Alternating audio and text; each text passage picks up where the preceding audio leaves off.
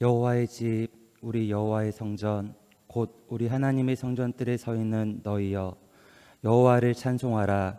여호와는 선하시며 그의 이름이 아름다우시니 그의 이름을 찬양하라.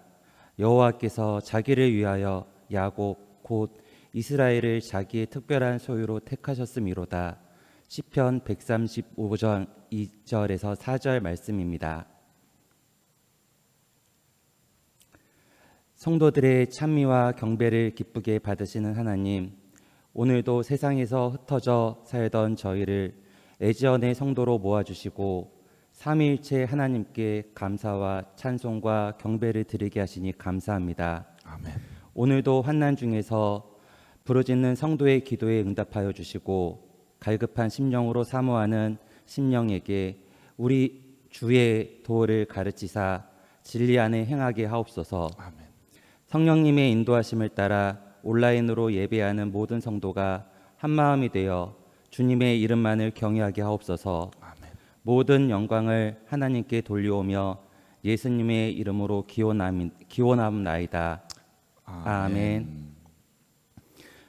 경배찬송 8장 다 함께 부르시겠습니다.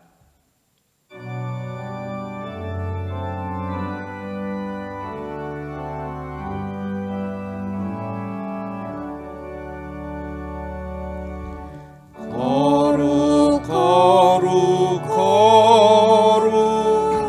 전능하신 주님, 이른 아침 우리 주를 찬송합니다. 거룩 거룩 거룩 자비하신 주님, 성삼위일체 우리 주로다. 거룩 거룩 거룩 주의 보좌 앞에 모든 성도 멸류관을 벗어드리네.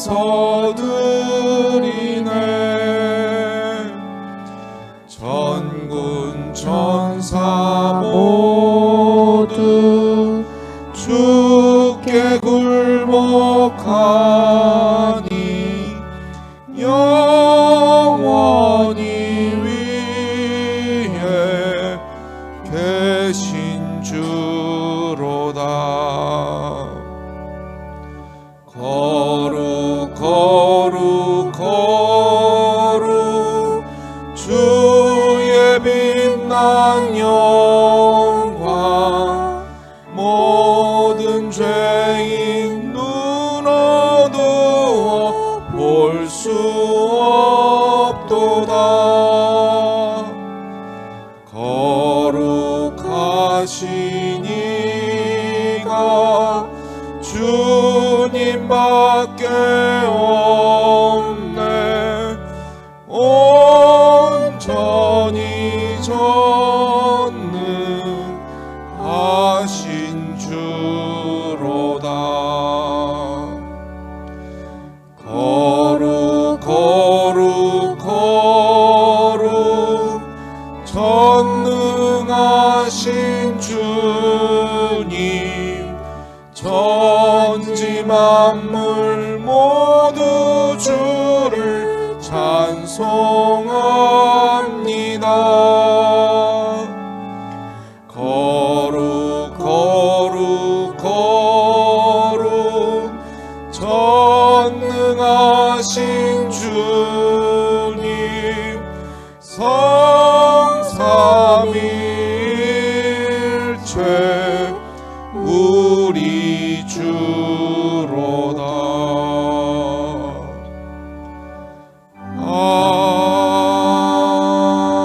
아멘.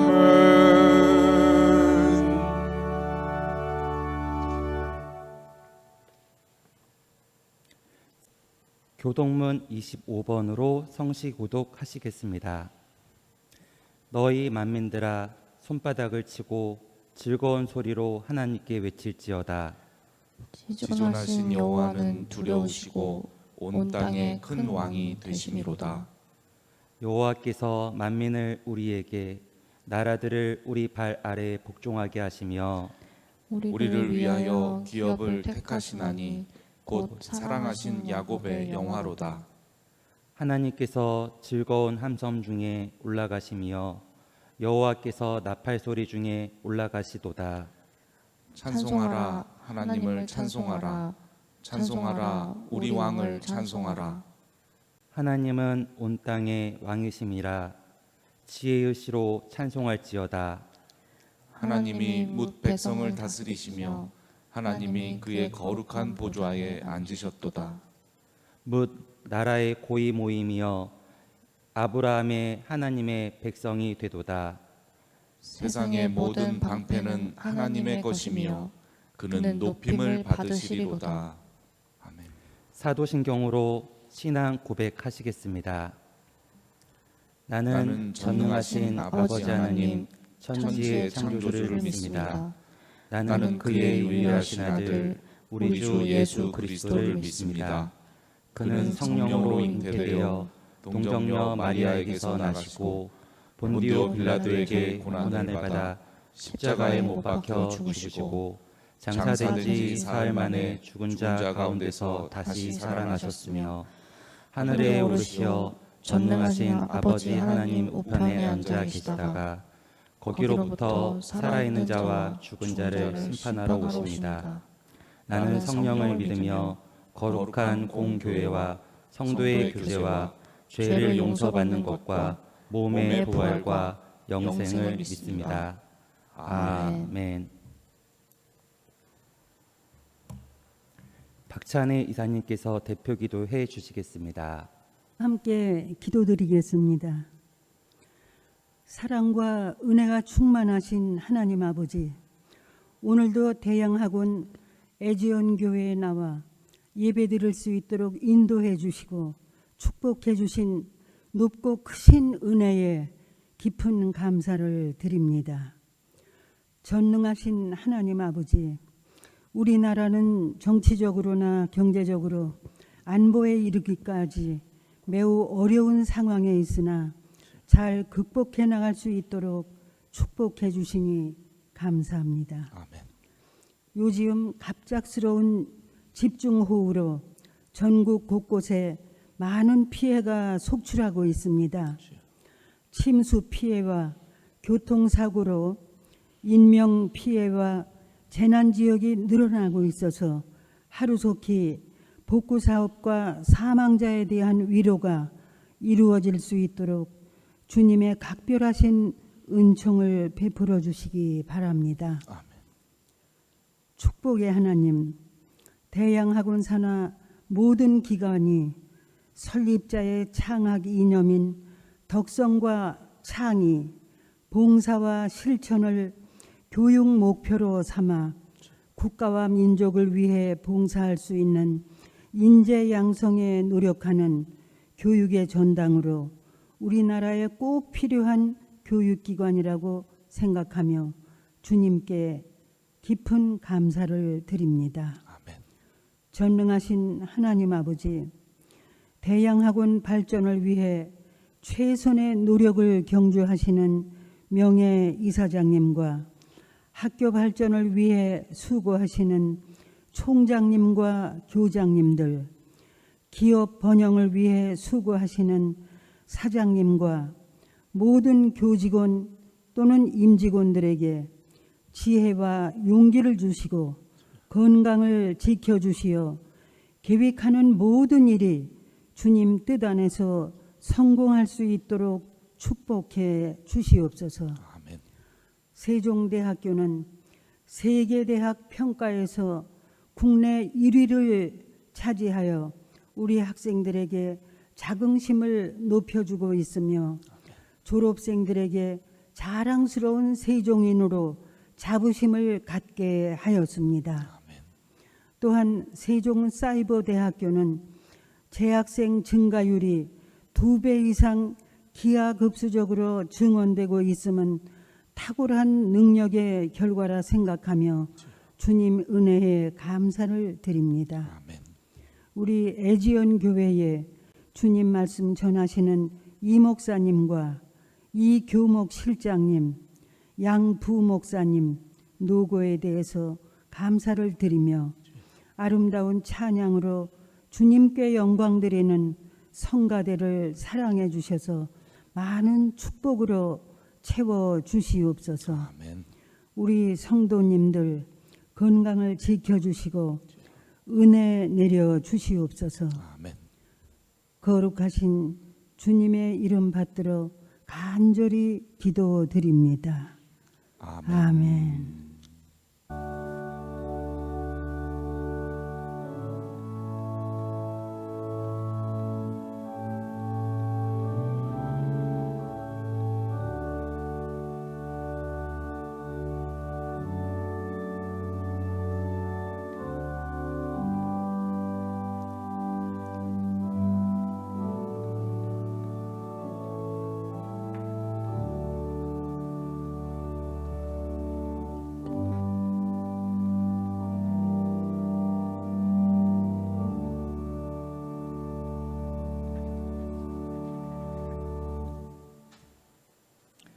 최윤희 선생님께서 성경 봉독해 주시겠습니다. 성경 봉독하도록 하겠습니다. 먼저 마가복음 15장 34절의 말씀입니다. 제9시에 예수께서 크게 소리 지르시되 엘리 엘리 라마 사막다니 하시니 이를 번역하면 나의 하나님 나의 하나님 어찌하여 나를 버리시나이까 하는 뜻이라. 누가복음 9장 22절에서 23절까지의 말씀입니다.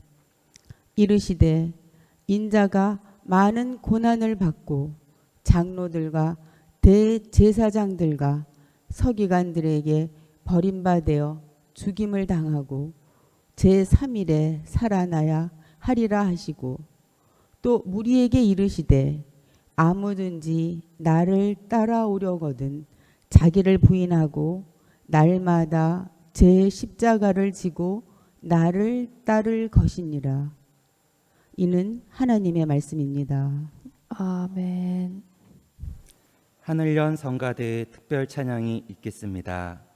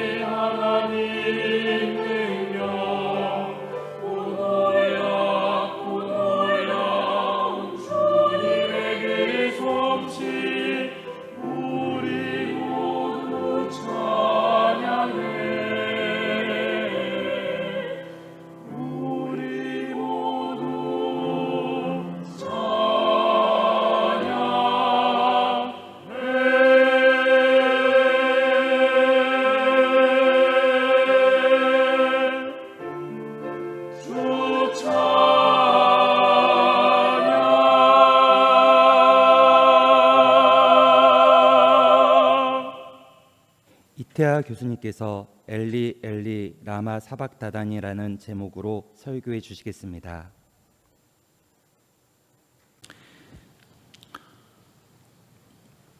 기독교를 상징하는 십자가는 원래 이집트에서 사용하던 가장 잔인한 처형법이었습니다. 이것이 나중에 페르시아가 이 처형법을 받아들였고 나중에는 로마에서 또한 이 처형법을 받아들였습니다. 이 십자가형은 인간이 고안해낸 처형법 중에 가장 잔인한 처형법으로 알려져 있습니다. 대략 십자가에 매달리면 한 6시간 정도에서부터 길게는 3일까지 고통 속에서 서서히 죽어가게 됩니다. 워낙 잔인하다 보니까 이 처형법은 반역죄나 살인죄, 강도죄 같은 다른 중범죄자에게만 행하던 것이었고 로마의 경우에는 자국민에게는 이 처형법을 적용하지 않았습니다.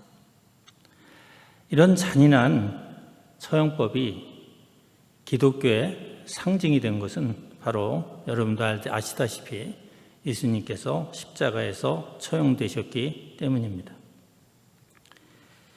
우리는 교회를 다니면서 십자가 사건이란 메시아로 이 땅에 오신 예수께서 유월절날 어린 양이 도살되듯이 십자가에서 죽으심으로 우리의 모든 죄를 대속하셨다는 그러한 사건으로 배웠습니다.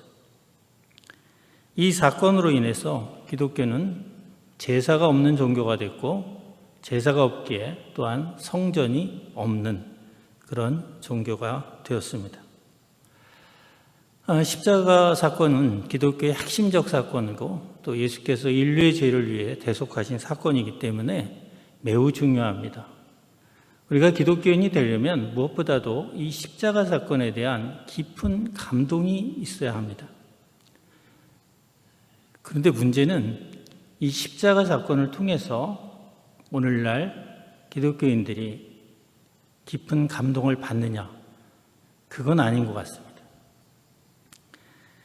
십자가 사건을 우리가 요즘은 마음으로 받아들이기보다는 교리적으로 또는 머리로 이해하는 것이 오늘날 대세입니다. 문제는 이 십자가 사건이 마음으로 와닿지 않는 한 우리가 진실된 기독교인이 되기 어렵다는 점입니다. 그렇다면 오늘날 현대인들은 왜 오늘날 이 기독교의 십자가 사건을 마음으로 받아들이기 어려운 것일까요? 제가 좀 곰곰이 생각해 보니까 여러 가지가 이유가 있습니다. 가장 큰 문제는 우리 모두가 죄인이라는 사실을 누구나 다 알고 있습니다. 그런데 문제는 우리가 과연 죽을 만큼, 즉 사형 언도를 받을 만큼 그렇게 죄인이냐 하는 겁니다. 오늘날 형법 체계를 보면 모든 형벌은 죄에 비례하도록 되어 있습니다. 우리가 태어나 세상을 살아가면서 작고 큰 죄들을 짓지만 그러한 죄들이, 소소한 죄들이 과연 죽을 만큼 그렇게 중한 죄인가 하는 생각이 들기 때문입니다. 또 하나는 우리가 이 세상에서 태어나서 저지른 죄가 아니라 아담의 원죄를 우리가 갖고 있기 때문에 우리가 모두가 죄인이다. 이러한 교리적인 설명도 사실은 마음에 와 닿지가 않습니다. 왜냐하면 사실 일종의 그것도 오늘날 형법적으로 보면 일종의 연좌제인데 그런 연좌제가 오늘날 마음에 와 닿을 수가 없죠. 또 하나 우리가 이 세상을 원해 태어나고 싶어서 태어난 것도 아닌데 우리에게 그러한 원죄를 묻는 것은 아무리 생각해봐도 이해가 가지 않는 그런 얘기입니다. 그러다 보니까 우리의 죄를 위해서 예수께서 십자가에서 대속을 하셨다는 이 교리적인 설명이 마음에 잘 와닿지가 않습니다. 둘째는 예수께서 우리를 위해서 십자가에서 대속을 하셨다고 하는데 십자가상에서 예수께서 하신 말씀 때문에 그렇습니다. 오늘 설교 제목이기도 한 엘리 엘리 라마 사박단이라는 말은 나의 하나님 어찌하여 나를 버리시나이까 라는 내용입니다. 엘리 엘리라는 말은 히브리어고 라마 사박단이라는 말은 아람어입니다. 히브리어와 아람어가 이렇게 같이 쓰여지고 있는데 이건 당시 우리 시대적 배경을 좀 알 필요가 있습니다. 아람어는 고대 메소포타미아 지방에서 쓰던 당시 중근동의 공용어였습니다. 원래 이스라엘 백성은 히브리어를 썼죠. 그런데 기원전 722년 아시리아에서 북이스라엘이 멸망되고 이후에 또 바벨론에 의해서 586년에 멸망하면서 바벨론의 포로로 끌려가죠. 그래서 이스라엘 백성은 바벨론에서 아람어를 배웠습니다. 그리고 이후에 페르시아 시대가 도래했습니다. 같은 다 메소포타미아 지역의 문명인데 이 문명에서 우리가 지배하에 살다 보니까 공용어인 아람어를 이스라엘 백성들이 사용하게 되었습니다. 따라서 아람어와 히브리어가 섞여서 쓰이게 됐는데 당시 이스라엘 백성들 중에 지식인들은 히브리어를 알고 있었기 때문에 지식인일수록 히브리어와 아람어를 공용어의 양 언어를 다 사용했고 일반 백성들은 주로 아람어를 사용했습니다. 그래서 아마 예수님께서도 십자가에서 엘리 엘리 라마 사박단이라는 말씀을 아람어와 히브리어가 섞인 이런 말씀을 하신 것 같습니다. 그런데 이 내용에 우리가 주목해 볼 필요가 있는데 하나님을 찾으면서 하나님께서 왜 나를 버리셨냐는 이런 절규를 하며 숨을 거두시게 됩니다. 우리를 위해서 십자가에서 대속을 하셨다는 예수께서 어찌 이런 말씀을 하실 수 있을까 하는 의문이 들게 됩니다.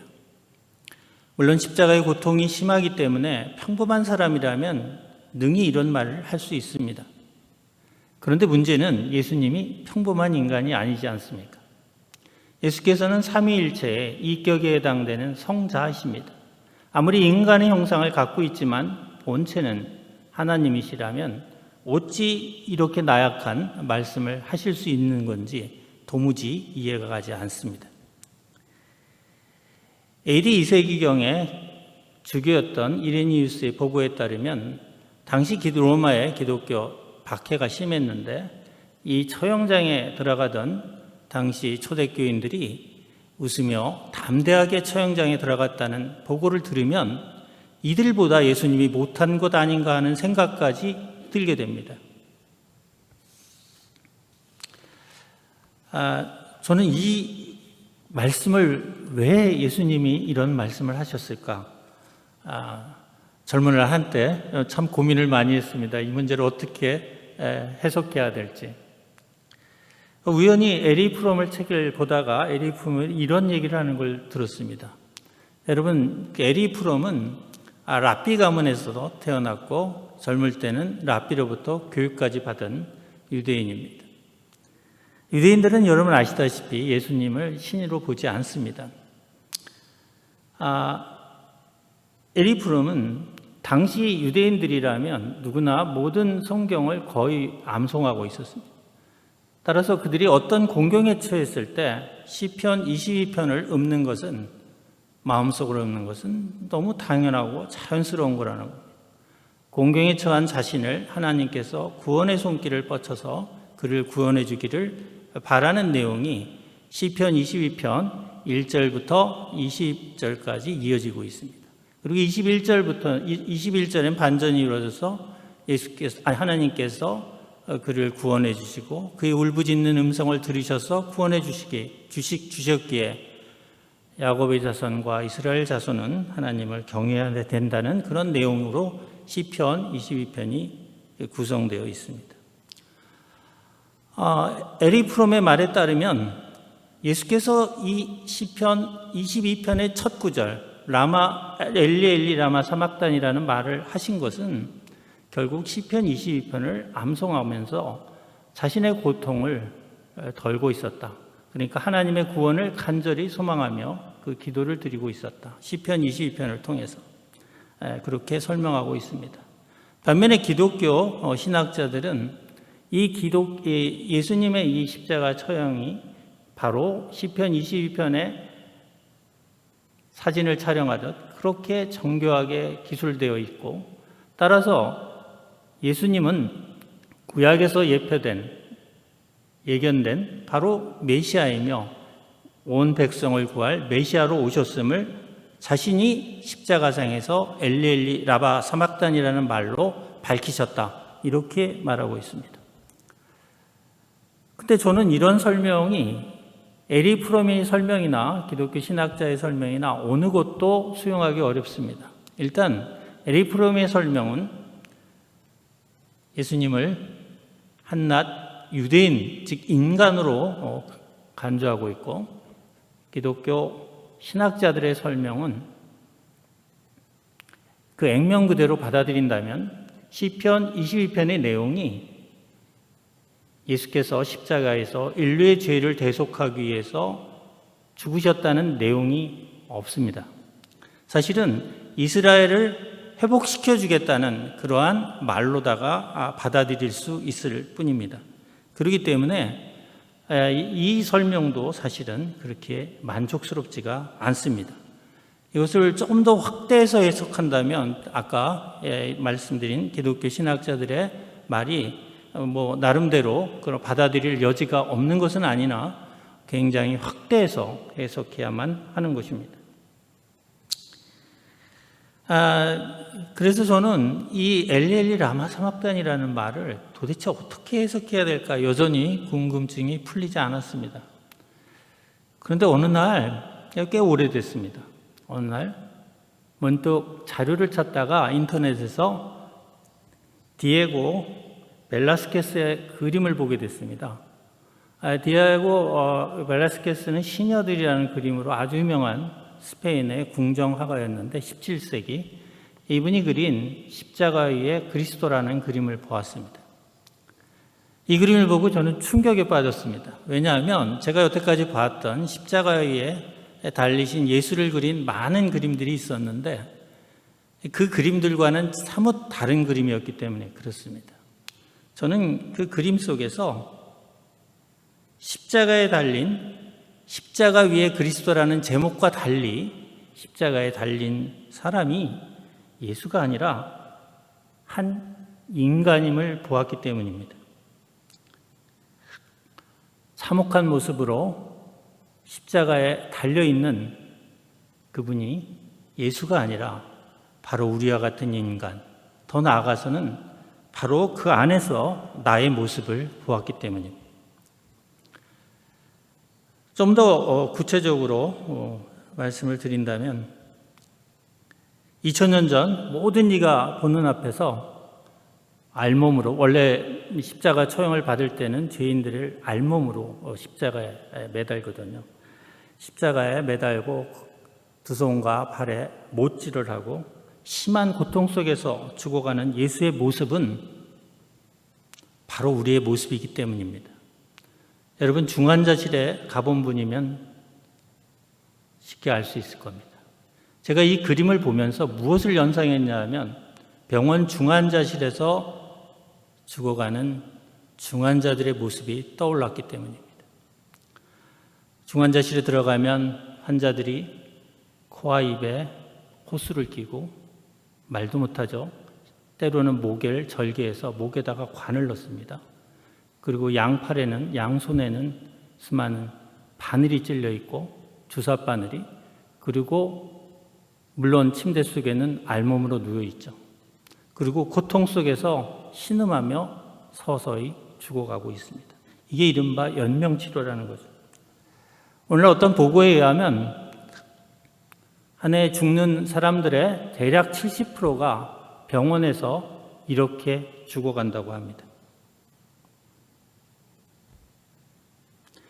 결국 저는 엘리엘리 라마 사박다니는 바로 우리의 절규라는 사실을 깨달았습니다. 누가복음 9장 22절에서 23절을 보면 이렇게 되어 있습니다. 오늘 읽은 성경 본문 말씀입니다. 인자가 많은 고난을 받고 장로들과 대제사장들과 서기관들에게 버림받아 죽임을 당하고 세상 제3일에 살아나야 하리라 하시고 또 무리에게 이르시되 아무든지 나를 따라오려거든 자기를 부인하고 날마다 제 십자가를 지고 나를 따를 것이라 라고 말씀하고 있습니다.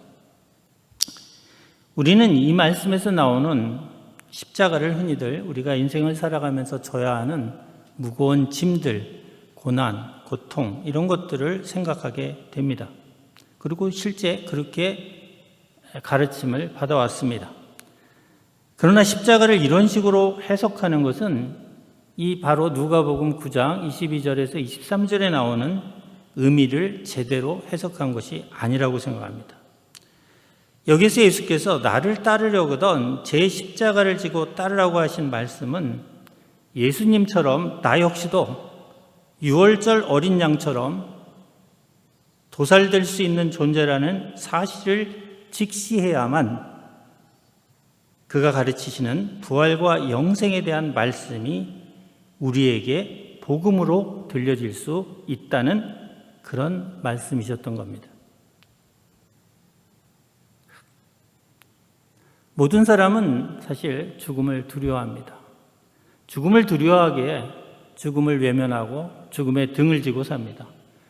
그래서 우리 가까이에 화장장이 들어오거나 납골당이 들어오는 것을 강력하게 거부하죠. 하여간 죽음의 흔적을 보기 싫어합니다. 여러분 잘 아는 카이사르는 갈리아 원정기라는 책에서 이런 의미 있는 얘기를 했습니다. 낯설은 것은 멀리서 볼 때 더 무섭다라는 말을 남겼어요. 우리가 건강하고 나이가 젊은 사람일수록 죽음은 멀리서 보입니다. 멀어 보입니다. 그러기에 그들에게 있어 죽음은 더욱 두렵고 무섭습니다. 그러나 죽음을 목전에 둔 환자들이나 나이가 많이 드신 분들에게는 죽음이 그리 두렵지 않을 겁니다. 물론 죽음의 두려움을 완전히 떨쳐버릴 수는 없지만 젊은이나 건강한 사람들에 비해서는 그럴 겁니다. 그리고 또한 이들에게 있어서는 부활과 영생의 말씀이 깊이 마음에 와 닿습니다. 요즘 우리 사회에서 회자되는 말이 있습니다. 바로 웰다잉이라는 말입니다. 웰다잉. 좋은 죽음이라는 거죠. 연명치료를 받다가 참혹한 모습으로 아까 제가 앞서 말씀드린 것처럼 십자가에서 죽는 것 같이 참혹한 모습으로 죽어가는 사람들을 보면서 인간으로서의 존엄성과 가치 그리고 품위를 지키며 삶을 마무리할 수 있어야겠다는 생각에서 이런 웰다잉이라는 운동이 일어나고 있습니다. 그런데 이 웰다잉이라는 것은 죽음을 목전에 둔 사람들 또는 초고령자에게만 필요한 것이 아닙니다. 왜냐하면 죽음은 누구에게나 어느 날 갑자기 찾아올 수 있기 때문입니다. 따라서 웰다잉은 모든 사람에게 필요하고 따라서 우리의 삶 전체가 웰다잉의 과정이 되어야 합니다. 그런데 죽음이 모든 것의 끝이라는 생각을 갖는 한 웰다잉은 어렵습니다. 물론 노장 철학이나 불교에 따르면 사실 죽음은 모든 것의 끝이나 마찬가지. 그리고 죽음은 생명의 승계 과정입니다. 우리가 시간이 흐를수록 자연이 계절이 순화하듯이 계절이 순환하죠. 따라서 삶과 죽음도 하나의 자연의 이치라는 것입니다. 따라서 이것을 받아들이는 것이 지혜라고 가르칩니다. 그러나 노장 철학이나 불교에서 말하는 이러한 가르침을 받아들일 수 있는 사람은 소수에 불과합니다. 오랜 동안 이런 철학 또는 이러한 종교에 심취하여 마음 훈련을 한 사람에게나 가능한 일이고 대부분의 사람들은 사실은 죽음이 모든 것의 끝이라고 한다면 이러한 죽음에 순응하기보다는 살아있는 동안 자신의 욕망을 한껏 채우려고 노력할 것입니다. 이러한 마음을 먹는 순간 사실 웰다잉은 실패하고 맙니다. 따라서 죽음에 대해서 우리는 다른 시각을 가질 필요가 있습니다. 예수께서는 바로 이 죽음에 대한 다른 시각을 보여주셨습니다. 예수께서는 몸소 십자가의 순환과 부활을 통해 죽음은 모든 것의 끝이 아니라 다음 생으로 넘어가는 관문임을 보여주셨습니다. 우리가 예수께서 십자가를 통해 보여주신 부활과 영생의 약속을 우리가 믿을 때 우리의 삶은 매 순간 웰다잉의 과정이 될 것이고 이는 곧 웰빙의 과정이기도 한 것입니다. 그렇다면 문제는 우리가 부활과 영생의 이 메시지를 어떻게 받아들일 수 있느냐 하는 점입니다. 아까도 말씀드렸지만 죽음에서 멀리 있는 듯한 젊은 사람이나 건강한 사람들은 일단 이러한 부활과 영생의 말씀에 귀를 기울이지 않습니다. 또한 그들에게 있어서 그것은 복음이 아닙니다. 따라서 이러한 말씀, 예수의 가르침이 우리의 마음에 와 닿으려면 우리는 십자가에 달린 예수의 모습 속에서 바로 나의 모습을 볼 수 있어야 합니다. 죄인이니 원죄니 대속이니 하는 교리적인 이야기를 떠나서 우리가 십자가 위에서 참혹하게 세상을 떠난 예수처럼 우리 역시 어느 날 이와 같은 죽음을 맞이할 수 있다는 사실을 철저하게 인식할 때, 그리고 내 입술에서 엘리 엘리 라마 사박단이라는 절규가 나올 수 있을 때 우리는 비로소 예수의 가르침을 마음으로 받아들일 수 있고 부활과 영생의 말씀이 우리에게 복음으로 들릴 수 있는 것입니다. 개신교가 사용하는 라틴 십자가, 즉 수직의 방향은 길고 수평의 방향은 짧은 십자가죠. 예를 들면 수직 수평이 교차되는 그 두 개의 그 선이 동일한 것이 그리스 십자가고, 라틴 십자가는 수직의 길이가 길고 그 다음에 수평의 길이가 좀 짧죠. 이로 개신교가 사용하는 십자가입니다. 우리 교회에 걸려있는 이 십자가가 바로 라틴 십자가입니다. 이 라틴 십자가 위에는 아무것도 걸려있지 않습니다. 그러나 가톨릭에서는 여기에 고난받는 예수의 상이 걸려 있습니다. 이른바 이 십자가를 십자고상이라고 합니다. 이 두 교단, 그러니까 가톨릭과 개신교가 사용하는 십자가에서 우리는 두 교단의 차이점을 보게 됩니다. 가톨릭은 순환을 강조하고 개신교는 부활을 강조하고 있습니다. 그러나 순환과 부활은 어느 하나를 강조해서는 안 되는 개념들입니다. 순환과 부활은 동전의 양면처럼 동일하게 강조가 되어야 합니다. 순환이 없다면 부활은 허구나 환상으로 들릴 뿐이고, 부활이 없다면 우리가 받는 순환은 그저 무익한 고통일 뿐입니다. 그런 까닭에 엘리 엘리 라마 사박단이라는 이 고백은 바로 우리 기독교 신앙의 출발점입니다. 이 엘리 엘리 라마 사박단이를 오직 예수의 절기로만 이해하는 한 우리는 기독교인이 되기 어렵습니다.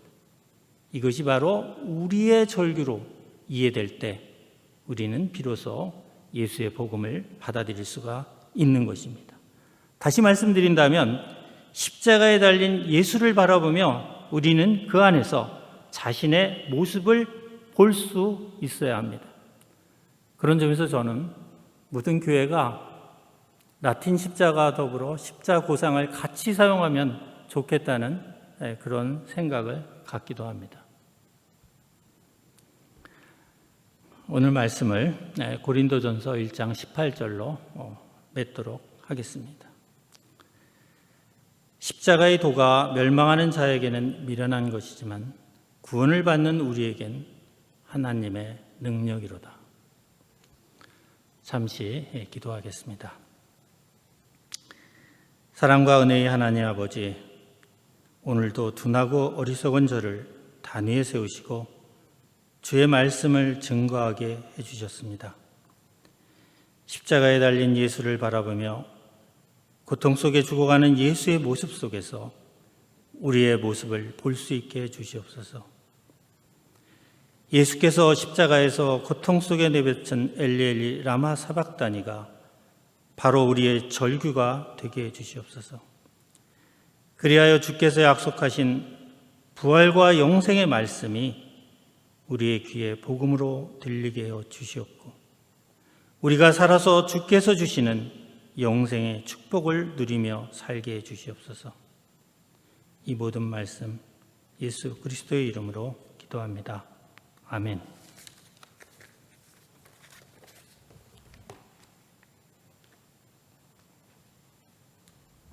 은혜의 말씀 감사합니다.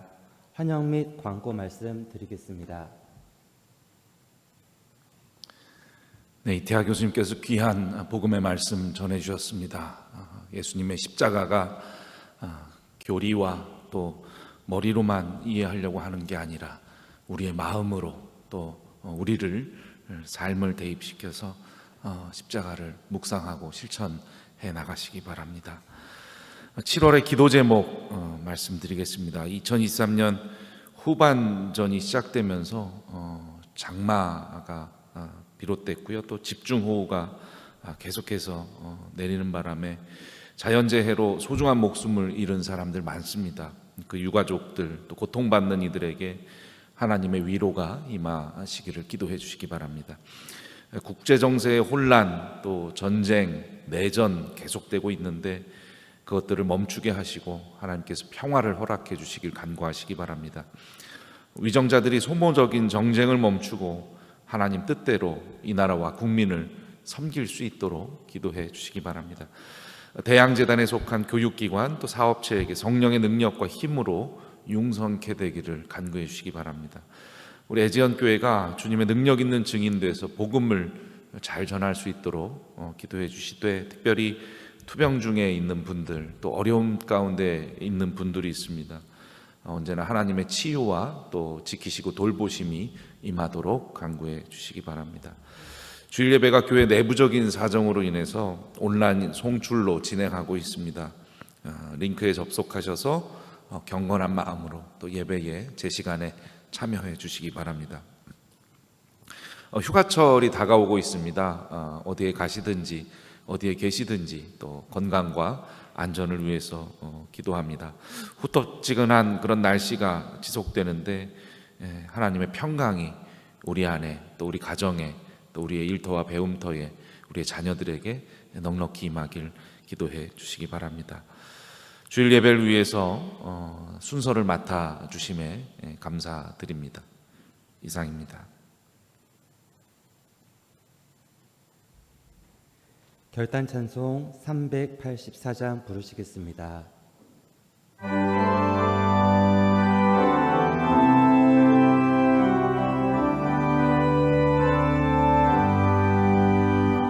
나의 갈 길 다가도록 예수 인도하시니 내 주 안에 있는 긍휼 어찌 의심하리요. 믿음으로 사는 자는 하늘 위로 받겠네. 무슨 일을 만나든지 만사 형통하리라. 무슨 일을 만나든지 만사 형통하리라. 나의 갈 길 다가도록 예수 인도하시니 어려운 일 당한데도 족하는 해주시네. 나는 심히 고단하고 영혼 매우 가라다. 나의 앞에 만석에서 샘물 나게 하시네. 나의 앞에 만석에서 샘물 나게 하시네. 나의 갈 길 다가도록 예수 인도하시니 그의 사랑 어찌 큰지 말로 할 수 없도다. 성령 감화 받은 영혼 하늘 날아갈 때에 영영 부를 나의 찬송 예수 인도하셨네. 영영 부를 나의 찬송 예수 인도하셨네.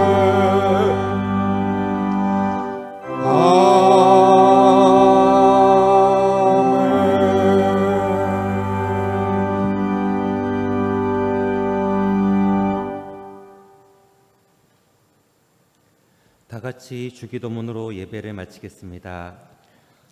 하늘에 계신 우리 아버지, 아버지의 이름을 거룩하게 하시며 아버지의 나라가 오게 하시며 아버지의 뜻이 하늘에서와 같이 땅에서도 이루어지게 하소서. 오늘 우리에게 일용할 양식을 주시고 우리가 우리에게 잘못한 사람을 용서하여 준 것 같이 우리 죄를 용서하여 주시고 우리를 시험에 빠지지 않게 하시고 악에서 구하소서. 나라와 권능과 영광이 영원히 아버지의 것입니다. 아멘.